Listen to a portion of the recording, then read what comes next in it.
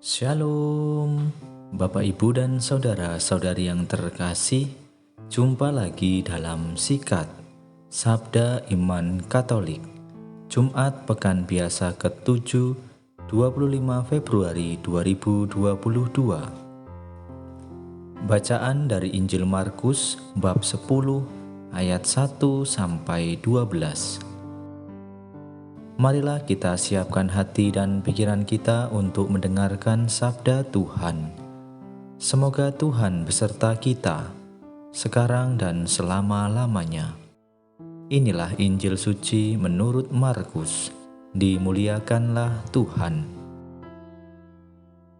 Pada suatu hari, Yesus berangkat ke daerah Yudea dan ke daerah seberang Sungai Yordan. Di situ orang banyak datang mengerumuni Dia. Dan seperti biasa, Yesus mengajar mereka. Maka datanglah orang-orang Farisi hendak mencobai Yesus.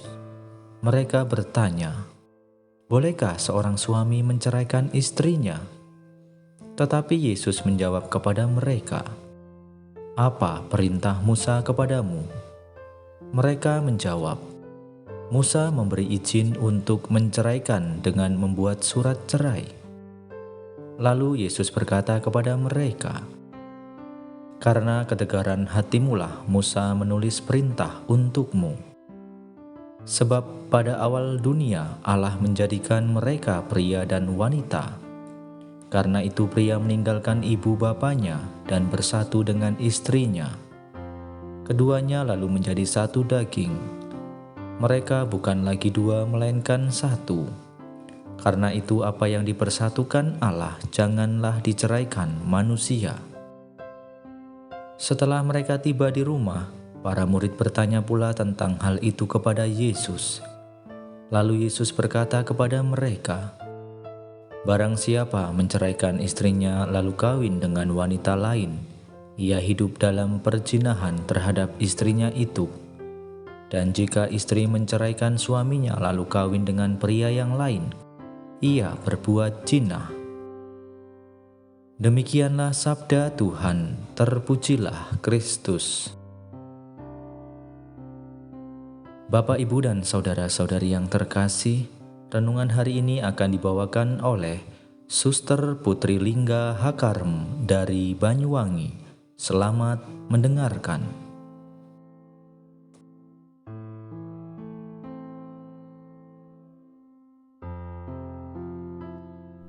Shalom, salam kasih Kristus. Bapak, Ibu, saudara-saudari yang terkasih dalam nama Tuhan kita Yesus Kristus. Hari ini kita bersyukur atas cinta dan rahmat Tuhan dan juga atas sapaan-Nya melalui sabdanya. Dan hari ini kita akan belajar dan merenung bersama melalui sabda Tuhan Yesus lewat Injil Markus. Bolehkah seorang suami menceraikan istrinya? Demikian pertanyaan orang-orang Farisi kepada Tuhan Yesus. Sejak awal mula, manusia diciptakan secitra dengan Allah. Dan karena inilah, Allah mengenal manusia dan manusia mengenal satu sama lain. Saling mengenal adalah hal yang mendasar dalam hubungan perkawinan. Kemudian adanya kemauan dan kemampuan untuk menyatukan cinta kedua pasangan. Relasi ini didasarkan pada relasi cinta antara Bapa, Putra, dan Roh Kudus yang saling percaya. Sehingga segala kerapuhan, kekurangan pasangan, dan ketidaksempurnaan keluarga akan dilengkapi oleh Tuhan sendiri. Dan inilah alasan mengapa semua dipersembahkan di depan altar di dalam gereja dan perkawinan dianggap sakral. Dengan tegas, Yesus menjawab pertanyaan orang-orang Farisi.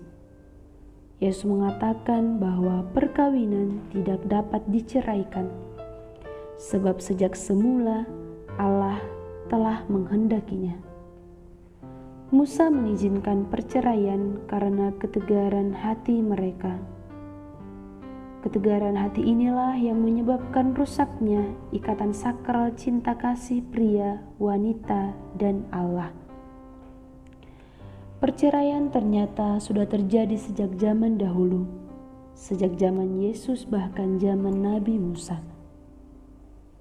Dan di zaman kita sekarang ini, perceraian sudah terjadi di mana-mana, bahkan sepertinya sudah menjadi hal yang lumrah. Mulai dari kalangan masyarakat tingkat bawah sampai masyarakat tingkat atas dan dengan berbagai alasan. Kesetiaan kemudian menjadi hal yang sulit untuk dipertahankan dan diperjuangkan. Adanya perceraian menunjukkan gagalnya manusia memahami makna cinta sejati. Manusia hanya ingin mencari kesenangan dan kepuasan semata, namun tidak ingin berkorban untuk menerima satu sama lain.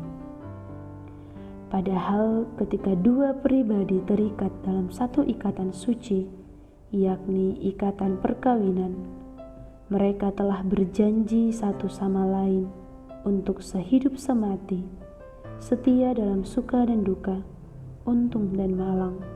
Dan janji ini mereka ikat dalam sakramen yang kudus di hadapan Allah sendiri.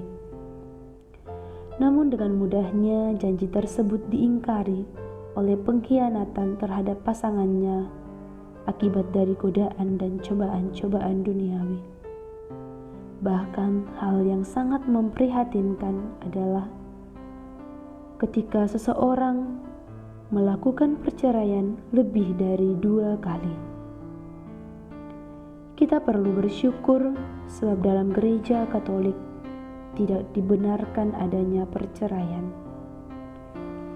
Sifat dari perkawinan dalam gereja Katolik adalah monogami, yaitu terjadi antara satu pria dan satu wanita. Tidak dapat diceraikan dan berlangsung seumur hidup.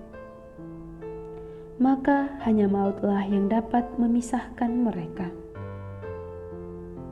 Kesucian dari persatuan perkawinan ini hendak menggambarkan persatuan ilahi antara anak domba Allah dengan mempelainya, atau antara Kristus dan gerejanya. Maka kiranya kesatuan dalam hubungan ikatan perkawinan adalah tanggung jawab kita bersama, terlebih masing-masing pasangan. Semoga semakin banyak pasutri Katolik yang dapat menghayati kesakralan persatuan ini dan dapat menjadi teladan dan bukti kesetiaan di tengah-tengah gereja dan masyarakat. Dan semoga Tuhan juga memberkati mereka sehingga dapat melalui tantangan dan godaan-godaan yang kiranya dapat merusak keutuhan rumah tangga mereka. Apa yang dipersatukan oleh Allah, janganlah diceraikan oleh manusia. Terima kasih.